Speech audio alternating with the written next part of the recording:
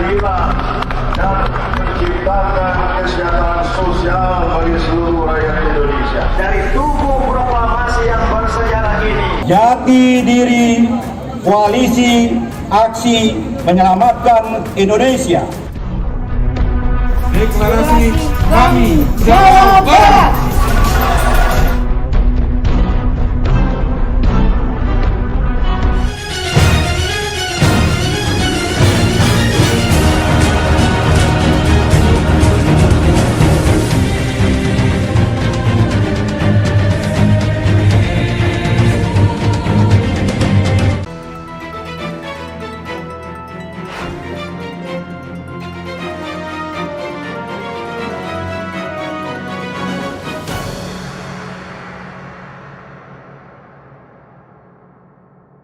Ya, terima kasih Pak Heru Supono. Nanti juga akan disinggung mengenai Polri, tetapi barangkali karena studi saya itu mengenai militer dan politik, maka mungkin saya akan memulai dengan mengulas masalah militer dan politik. Kebetulan studi kasus yang saya teliti dalam disertasi saya itu hubungan militer dan politik di Turki. Tapi dengan begitu saya bisa membandingkan dengan pola militer dan politik di Indonesia. Jadi mungkin barangkali kita ingat pada era Orde Baru, tadi Pak Agus Wijaya sudah menjelaskan, Pak Salim Said menggarisbawahi kembali, bahwa ketika era Orde Baru kita menganut dui fungsi ABRI. Jadi keterlibatan militer dalam politik untuk kasus Indonesia itu dilakukan dengan model dui fungsi ABRI. ABRI memiliki fungsi di bidang politik selain Hankam. Jadi di Indonesia itu waktu zaman Orde Baru ada fraksi ABRI di legislatif ya, di DPR, dan militer aktif juga memiliki posisi-posisi strategis di jabatan-jabatan sipil. Nah, kalau di Turki pada saat itu keterlibatan militer dalam politik itu tidak seperti Indonesia. Misalnya memiliki kursi di DPR atau lembaga legislatif. Volume suaranya Pak ditambah Pak. Halo?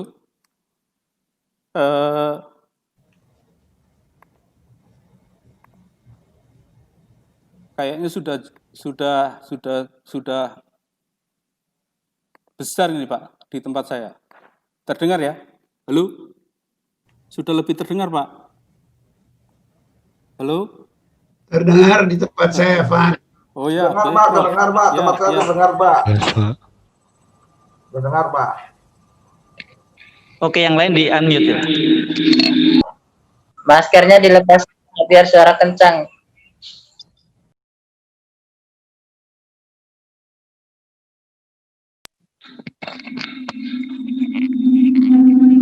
Bapak termute. Tak perlu pakai masker Mas Alvan, nggak usah pakai masker. Karena oh ya. Baik. Mohon maaf karena masalah masker ini ya. Di Turki itu militer terlibat dalam politik, dia tidak memiliki kursi di DPR seperti di Indonesia pada saat Orde Baru, tetapi dia terlibat dalam apa yang disebut Dewan Keamanan Nasional. Dewan Keamanan Nasional itu dikuasai oleh militer dan mereka ini mengendalikan siapapun pemerintahan yang terpilih dalam pemilu. Jadi bahkan Dewan Keamanan Nasional itu bisa menjatuhkan pemerintahan atau memecat Perdana Menteri yang terpilih melalui pemilu. Itu di Turki. Jadi memang suatu saat dalam sejarah militer itu memiliki peran penting dalam politik, mengendalikan politik di banyak negara. Tetapi setelah Perang Dingin usai, itu tampaknya terjadi pergeseran wacana ya.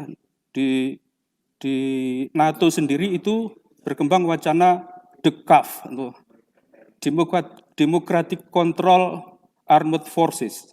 Uni Eropa juga mengembangkan wacana yang sama. Jadi ada kontrol demokratik terhadap angkatan bersenjata. Dan ini merupakan satu tambahan atau melengkapi teorinya Samuel Huntington tentang kontrol sipil objektif. Sebagaimana tadi yang sudah dijelaskan oleh Pak Agus Wijaya, intinya sama. Kalau di kontrol sipil objektif itu juga maksudnya adalah kontrol demokratis terhadap angkatan bersenjata atau militer.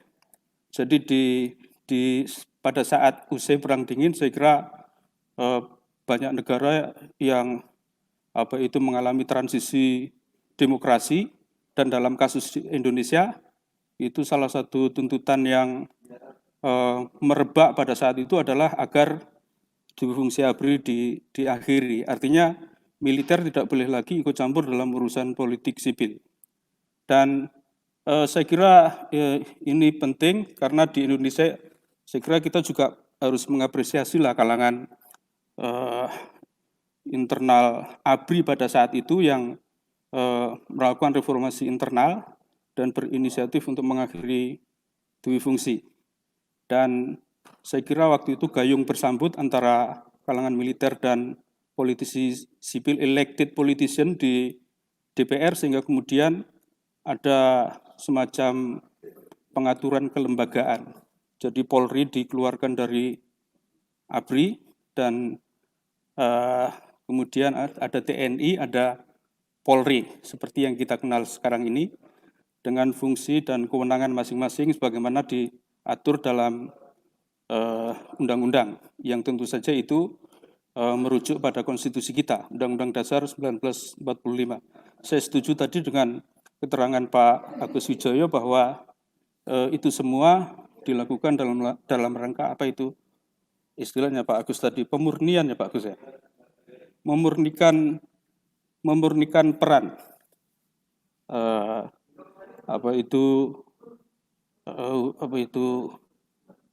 hubungan sipil militer. Nah, tetapi walaupun demikian kita juga masih mencatat beberapa masalah krusial yang masih menjadi isu publik hingga dewasa ini.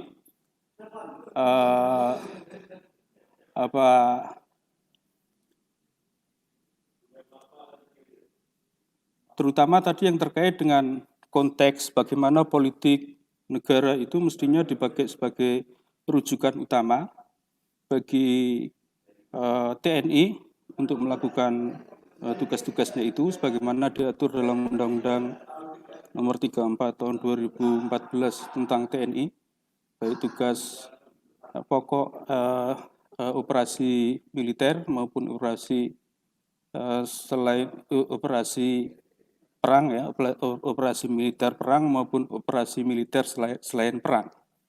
Itu semua merupakan harus didasarkan pada putusan politik negara. Dalam hal ini elected politician saya kira menjadi kata kunci penting karena kan dia adalah penentu kebijakan politik negara. Dan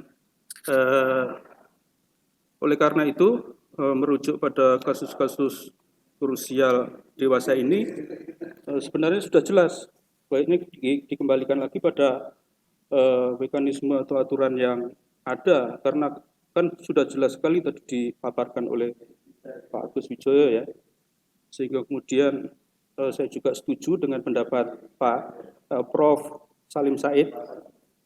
Mestinya DPR kita itu proaktif terhadap isu-isu krusial yang berkembang dalam masyarakat terkait dengan peran TNI dan Polri. Apabila ada kasus-kasus yang kontroversial, mestinya tanpa harus didesak-desak, DPR itu proaktif. Misalnya tadi melakukan pemanggilan terhadap yang bersangkutan untuk dimintai klarifikasi. Dengan demikian, DPR itu fungsional dan kita sebagai rakyat yang memilih mereka itu juga merasakan manfaatnya. Jadi selama ini kan salah satu keluhan banyak orang itu ditimpakan pada lemahnya civil society. Ya, civil society sebenarnya juga sudah banyak yang angkat bicara gitu loh. Tetapi angkat bicaranya kalangan civil society, kalangan akademisi, kalangan aktivis, kalangan berbagai kalangan itu mestinya kan segera disauti oleh otoritas politik. Dalam hal ini kan kita punya DPR dan pemerintah. Jadi DPR itu kan punya fungsi pengawasan terhadap kebijakan-kebijakan pemerintah dan mestinya dia juga tidak terpaku pada hal-hal yang pragmatis dalam kekuasaan, tapi juga menjalankan fungsi-fungsi yang bersifat kritis terhadap kebijakan pemerintah dan bersifat kritis terhadap isu-isu yang menjadi krusial dalam masyarakat, sehingga tidak masyarakat masih terwakili begitu. Nah, saya kira tidak banyak hal yang saya tambahkan karena pembicara-pembicara terdahulu, terutama Pak Agus Wijoyo dan Profesor Salim Said sudah jelas sekali. Saya dalam posisi seperti menggarami air di lautan ini kalau begitu. Nah, memang saya juga setuju dengan Pak Agus Wijoyo tadi, masih banyak PR yang masih belum selesai hingga sekarang. Dan saya juga setuju di antara PR itu ialah penataan